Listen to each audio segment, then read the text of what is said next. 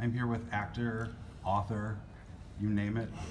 He's uses his power of celebrity for a ton of good causes. Thank you so much, Dan, for sitting down with me. I'm very appreciative. My pleasure. So let's talk a little bit about when you first decided you wanted to enter the entertainment business as an actual goal for a career. That was a very long time ago.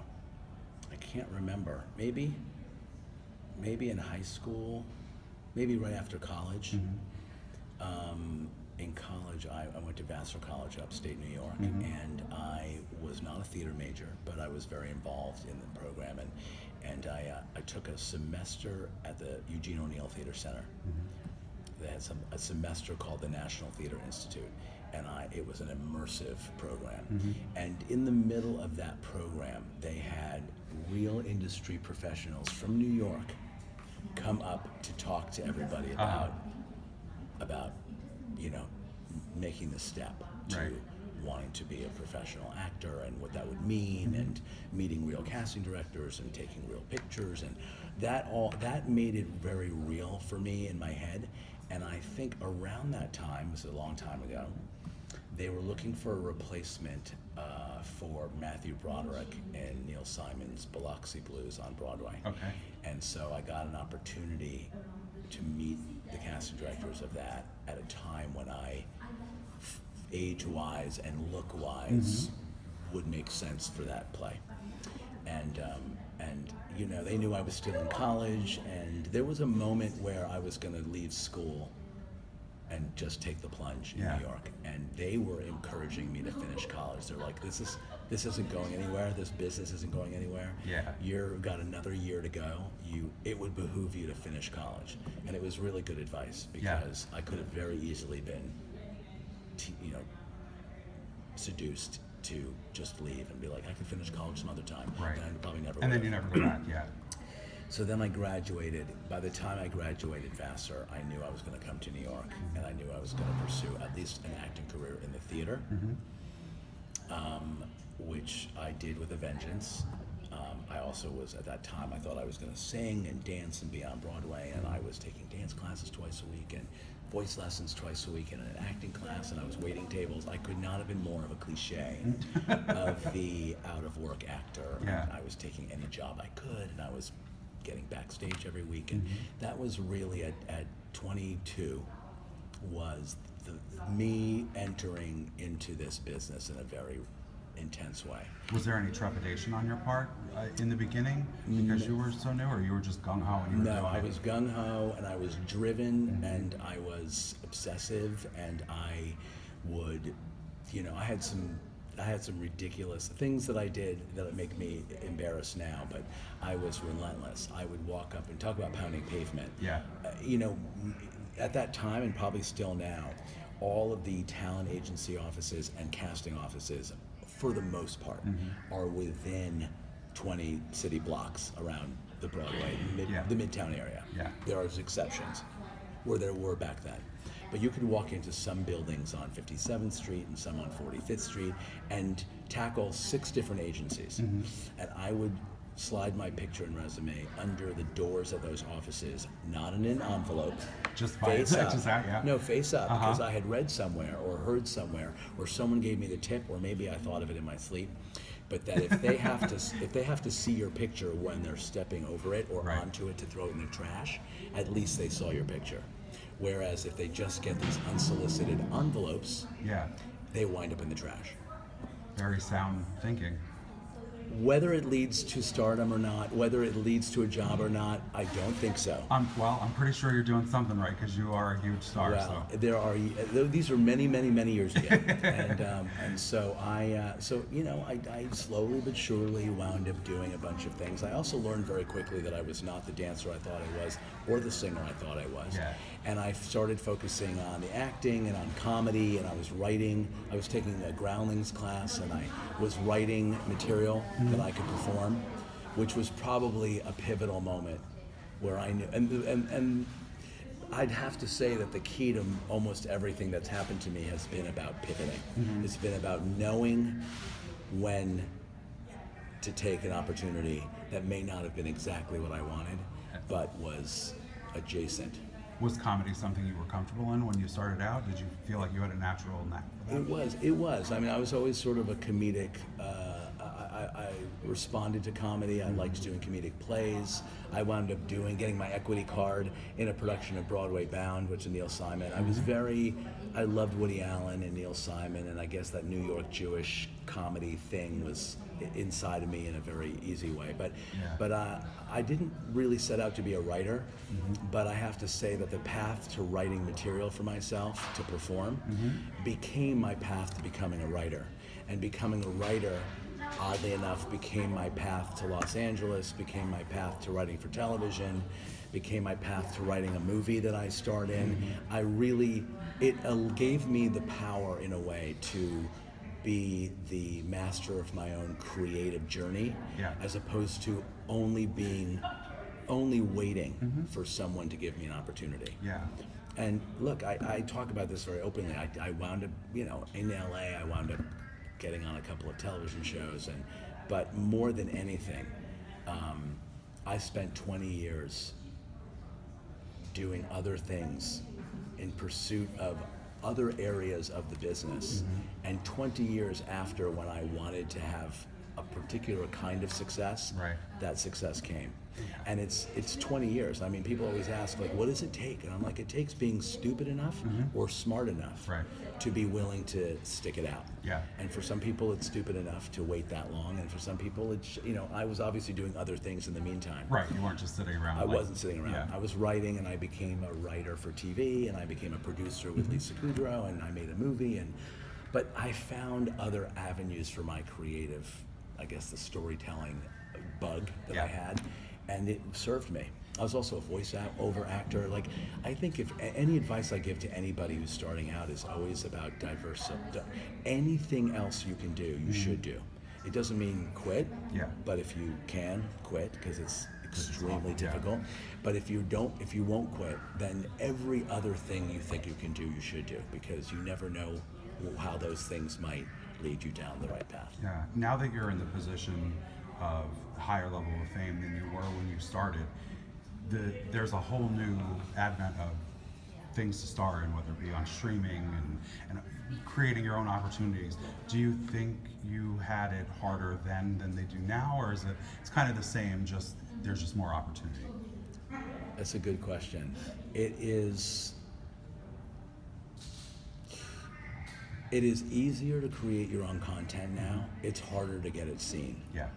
So when you were someone creating your own way back in the day, there were less platforms, but you emerged as something of an anomaly. You were like, oh, this is interesting. This actor wrote this thing and is starring in it.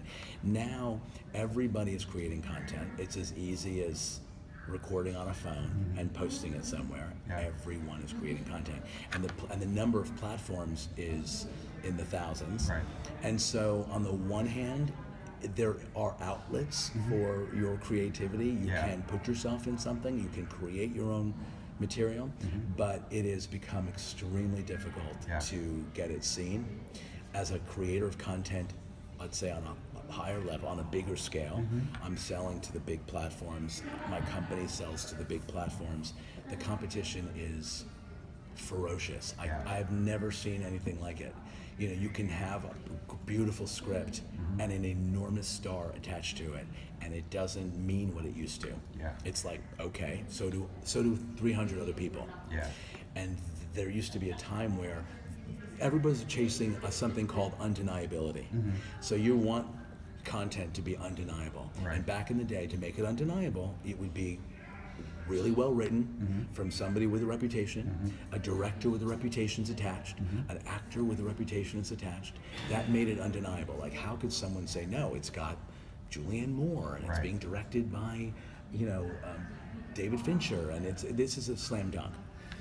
There are no slam dunks anymore, and that has made it more difficult. On the other hand, the playing field has leveled a little bit more, so more unknowns emerge because there are opportunities for their little pieces of content. Niche, Do you feel that it's kind of evened out? You mentioned people who are just coming up, but for people who are well established, do you feel that they're taking roles that back when you started may have been quote unquote beneath them, like a movie star doing television, or even a movie star doing a web series at this point, Right. streaming. It just depends. I think when movie stars doing television now is not about doing stuff beneath them. I think it's about the fact that some of the best content that's being created right now is being created for multiple platforms. The feature world is become very narrow. Yeah. There are enormous franchise movies and there are tiny indies, but the days of 5 or 6 movies, a romantic comedy as well as an action movie, as well as a horror movie, as well as an animated movie, all coming out every Friday, those days are over. Yeah. And the actors, the movie stars, are finding really interesting, well-written roles that don't eat up all of their time on television platforms. Yeah. So the Julia Roberts and the Julianne Moores and the Reese Witherspoons, and they're all doing television, or what we call television. Television's no longer It's the box. not just a box It's anymore. Yeah. now wherever it is that content is going to get to your eyes. So on the one hand, there's that. On the other hand, because of that, there are many well-known actors who are not working. And so that creates a scenario where many of them look for opportunities that maybe 10 years ago they wouldn't have taken. But now it's work and it's a shot, and you never know. Right, You right. never know that this could be the thing.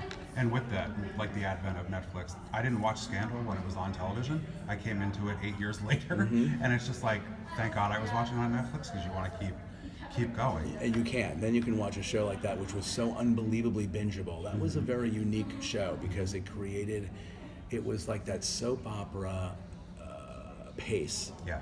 That bingeability was happening even on a show that was airing once a week. Right. And we were using social media at that time to hook audiences and keep them engaged until next Thursday, until Right. next Thursday, until next Thursday. And then, of course, people were watching full seasons. Yeah. And now are watching full seasons of so many shows. Or full series at this point. On the app of that network, Yeah. I watch shows now on the ABC app, on the Same. NBC app, on CBS app. We are watching our content in a very different way, Yeah. and more voraciously and more quickly, Right. which creates more need for more content, which is a good thing. Right. Even shows like Schitt's Creek didn't have that much of a following on Pop, and then No. it gets put on Netflix, and it's like, where's the show been everyone's lives? And That's it's just right. like, it's crazy. A lot of times when I'm interviewing actors who direct and produce and stuff, when you were writing in between, you're blowing up famously, acting-wise, did you use your voice as an actor, since that's where you came from, to write? Was it a little bit easier? Kind of like when a director kind of knows his direction based on his acting? Yeah, I think I've always been a writer to some degree, and I certainly, I don't know how to answer that, because there's lots of actors who write and they don't necessarily have an affinity for it. Right. It doesn't come easy to them. And there are lots of writers who don't act, who are great at dialogue, and Yeah. almost as though it's natural to them. I was an improvisational actor early on, which is a process of writing. You're writing on your feet very quickly in a scene with someone, Right. so that was certainly helpful. I think that there are benefits to knowing what's performable, knowing what's emotionally, appealing about a character or about a scene. Those are things that I think being an actor helps. But I don't know. I use a different part of my brain when I'm writing. Do you? And certainly I use a different part of my brain when I'm acting. It's hard for me to shake the producer when I'm acting. I'm involved in a new show, Baker and the Beauty, which is a pilot I just did. And, I am used to being behind the camera as much as I'm used to being in front of the camera. And there are times where I'm aware of what we're shooting and what Right. we're doing and things that I would do differently if I were producing it. But it's almost a relief to me, much like when I know I have a babysitter that I trust with my kids, and I can go out at night and not think or worry about how it's all happening. Right.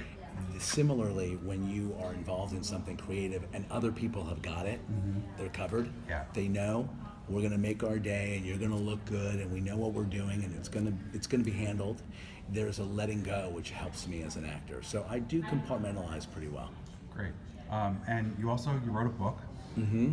What was that process like for you? And was it in any way something that you had planned on doing? Did somebody bring the idea to you? I did not plan on doing that. I had become a dad through adoption with my husband, and I was invited to be part of a group of writers and actors who were telling original stories that you wouldn't read about in a parent magazine. Right. Like the good, the ugly, the unlikable about being a parent. Yeah. The stories that you would be embarrassed to tell people at a party but were funny. Yeah. And so I was part of this performance series for several years. And over the course of those years, I would write a different piece to perform that kind of reflected a different stage of my parenthood, from the birth of my daughter to her being 1, to her being 2, to her entering preschool, to play dates. Like, as time went on, my stories to perform were kind of telling a chronology of what my experience was as a parent. So when I had amassed about 6 or 7 of these essays that were performed, I put together an evening in Hollywood where I invited a lot of my friends and colleagues to hear me perform, let's just say 6 of them in a 1-hour night. And I wanted really them to tell me whether they thought that what I had on my hands was the beginnings of a play, the beginnings of a performance piece, or the beginnings of a book. That's an interesting way to go about it. And at that point, I didn't know. I was like, I've got a little kid at home. Am I really going? I've got 2. Am I really going to go on the road performing a one-man show across the country? Like, it didn't seem like it was practical. Also, one-person shows famously are not lucrative, Right. Nor of necessarily writing books, but for that matter, it just didn't seem practical. While I loved performing these original pieces, it seemed more and more like the beginnings of a book.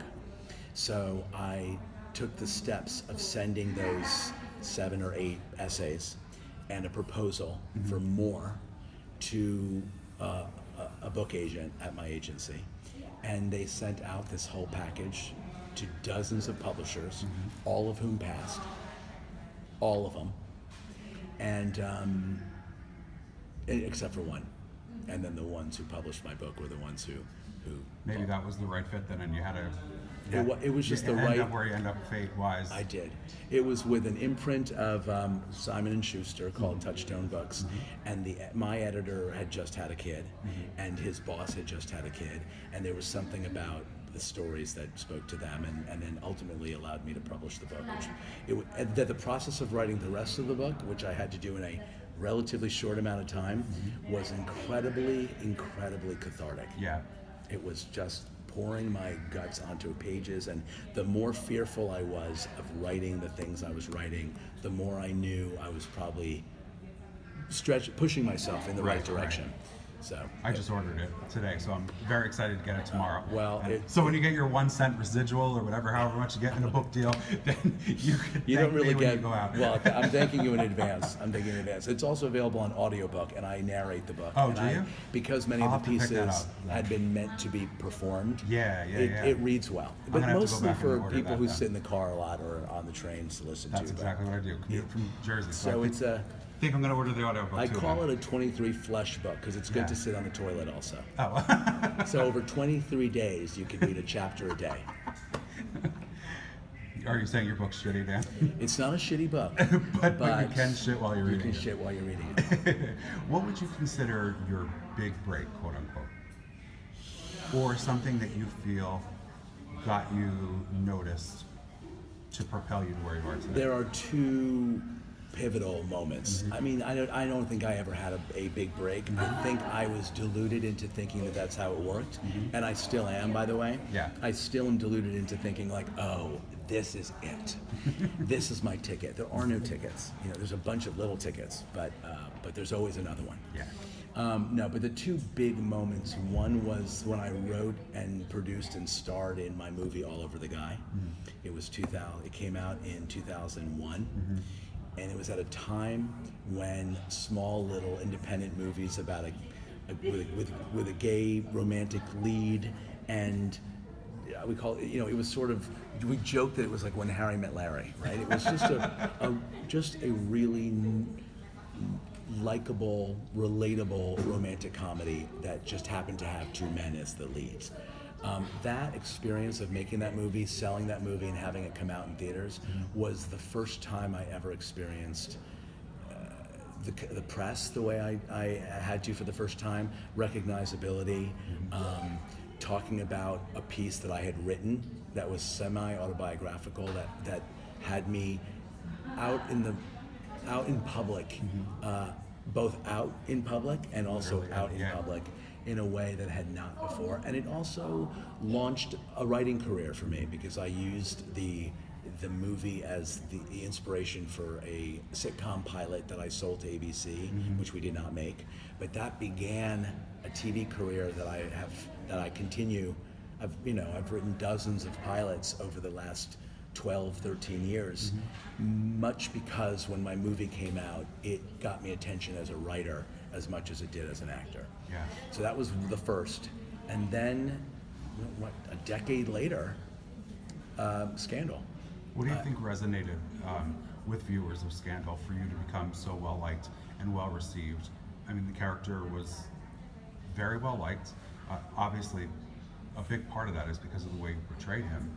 Well, it was a character that was beloved by so many because he represented somebody who, at least for as long as he could, seemed untarnished, seemed to have a goal of being a parent, where no other characters in the world of that show were really aspiring to marriage and family in the way that James was. Yeah. That even married to a monster like Cyrus, there was this guy who just wanted a home and a baby, and I, oddly enough, I was a character that resonated with black women in a way that I never imagined. And I think a lot of it had to do with connecting to the maternal in me, and with that black daughter. Yes. That image was something that resonated with so many women in general, but that community in particular, which was such a thrill for me. Right. I think James was a little drop of goodness in that show, where everybody was capable of evil. Yeah. It was part of what was being posited by the show. The show was what in a way, the thesis of the show was: is there such thing as good and evil? Are we not all capable of evil? Right. Does anyone wear a white hat? And that question and that imagery lasted for 7 seasons. Yeah. And everyone's ability to turn, or to be disloyal, or to do something evil in service to what they believed was right, was one of the great questions of that series. And James fell prey to that also. So I think people loved him because of how he humanized Cyrus. Were you disappointed when you found out you were being killed off, or had you had an idea about it earlier than it actually happened? I had an idea that it was possible. Yeah. Because everyone could be killed on that show, and on many of those kinds of shows. Your own death is something you fear in every script. Is this my week? But I was devastated. So were the I was viewers. devastated. I'm not gonna lie, I was pissed. I was. And especially the way that it happened was. It was perfect, though. It happened in a way that got the maximum impact from its viewers. Now having had years of distance, Right. My character would have either had to become a regular on that show, which I wasn't ever, Right. in a bigger way, with a larger role, and I feel like there weren't really enough stories. I think James's storylines were repeating themselves anyway. Over the course of the 2 years that he was actively with Cyrus, there was a lot of close calls. There was a lot of moments where Cyrus, I think at the end of season 2, Cyrus calls off the hit on his husband, and then 1 year later, the Publius storyline did James in. Yeah. But there was already the smells of James's demise. But I had reached a point, I had just won the Emmy. It was September, October, November, December. I had 4 more months until my character was shot. And during that time, I was so enjoying the feeling of family that had been created by that show. Right. It was something I feel like I've been chasing my whole life. And oftentimes when I get on a show, from 24 to Marry Me to now Baker and the Beauty, I love the feeling of family, the secondary family you create with a cast. Yeah. So it was very hard for me to get over it. What was that like, being nominated and then ultimately winning an award by your peers for your career? You know, for that role? it was something. To be honest with you, with all the dreams I've had over my career of just working, I really never. I mean, I guess when you're a kid, you imagine what your Oscar speech might be like, but I never really imagined something like that was possible. Yeah. So the nomination blew me away. That was like a pinch me moment I will never forget. Winning, of course, is the gravy on the cake. Yeah. But where you don't believe a nomination's even possible in the likelihood of just the odds and the competition, and it's like winning lottery, right? Right. There was a feeling of that when I was nominated. Once you're nominated, you certainly know it's possible to win. So it's a different kind of pinch me moment, which I certainly had. I almost passed out. But it's not like the win is out of the realm of your brain, whereas a nomination, I think, was kind of out of the realm of my brain. Yeah. So it was almost, you were happy enough being nominated and surprised I enough being was. nominated. I mean, and then did I icing love was- winning? Yes, Yeah. but They'll come take it back if you don't say that. It was the I think that getting the nomination was like the thing. It was unbelievable. Yeah. It was just completely shocking to me.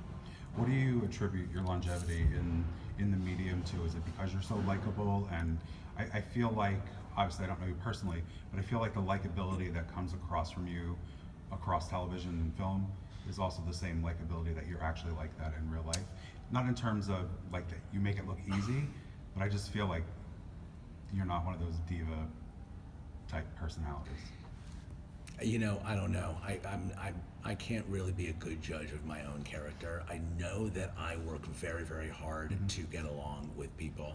I know how valued it is to be a team player, to be respectful of coworkers, to be grateful for the moments we have wins, because there are so few of them. Yeah. There are so few of them.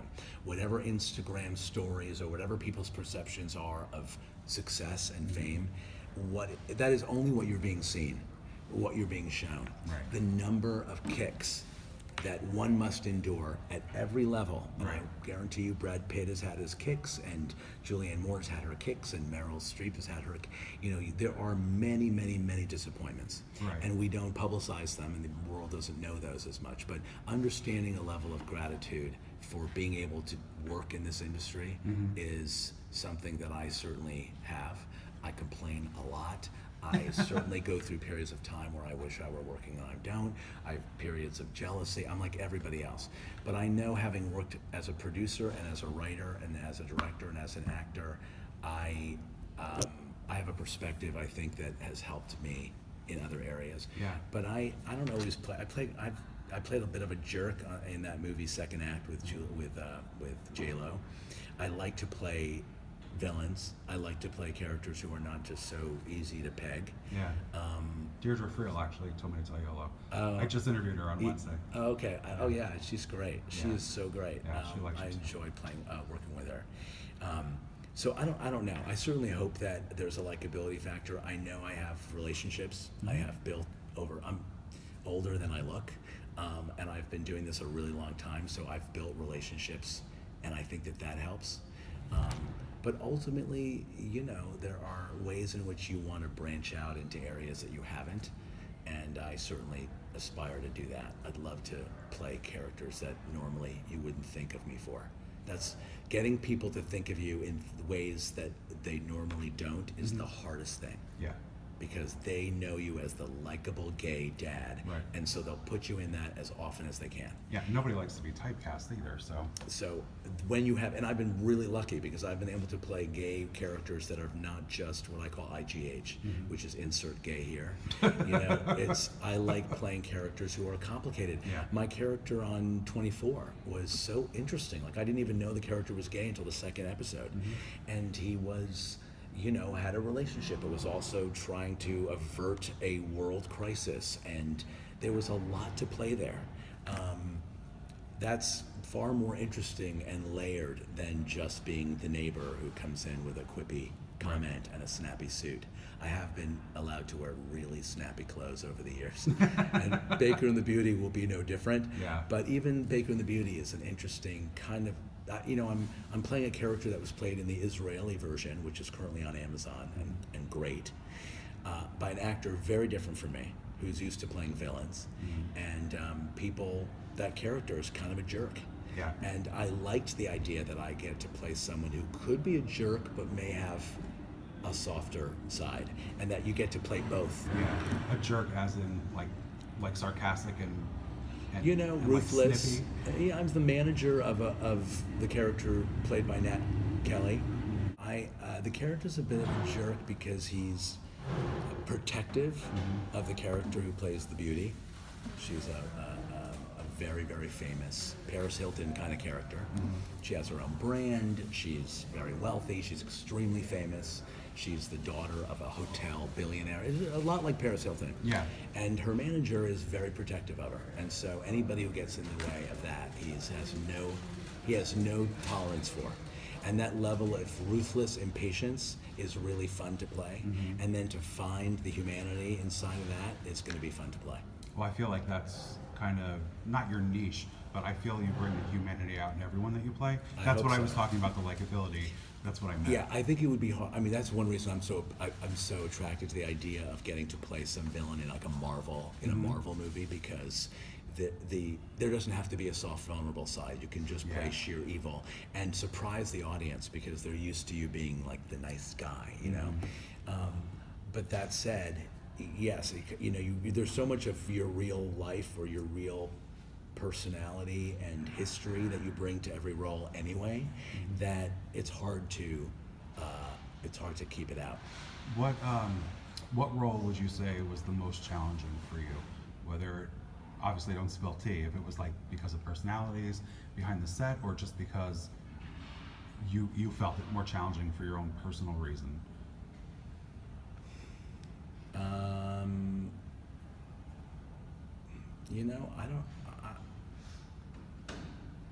Each role posed its own challenges. 24 was really hard because I was playing a character who was an expert in a field that I knew nothing about. And so learning what it was like to be a technological wizard in a Homeland Security type office in Washington was challenging. But I'd say far and beyond the acting challenge of my career was probably Scandal. Yeah. Only because it pushed me in ways, emotional ways, that I didn't think, that I wasn't sure I was capable of, and I had to really push myself. Since you're so comfortable being in Washington, would you please go help us out in that place, or will you just incinerate upon going in there? I don't know. We could use some more people like you. I don't know how to even. Sadly, I find it so deeply disheartening what we're going through as a nation, and there's so little I feel I can personally do to protect my kids, who are the next generation that will have to live with both what we've done to our environment and what we've done to to the word democracy and to the words in our Constitution, which have probably never actually been read by our president. I find it so unbelievably chilling that in many ways I can only focus on the pod, the bubble of my kids, my life, the decisions I make on a day-to-day basis. I don't know. I have to find the political activist in me again, because right now it feels beaten down. Yeah. I just finished Dustin Lance Black's book. Yeah. And it was really, really moving. Oh, okay. So I'll check it out. Yeah. Well, Dan, thank you so much for sitting down with me. It's been an absolute pleasure. Thank you for Sorry, having the me. accommodations were not the most okay. ideal. It's okay. It's nice and empty now. Roll with, of course, now that we're done, right? Everyone's done talking. It's okay. But it'll be great. You were a real pleasure. Thank you. It was such a privilege to interview you. Thanks for the opportunity. Thank you.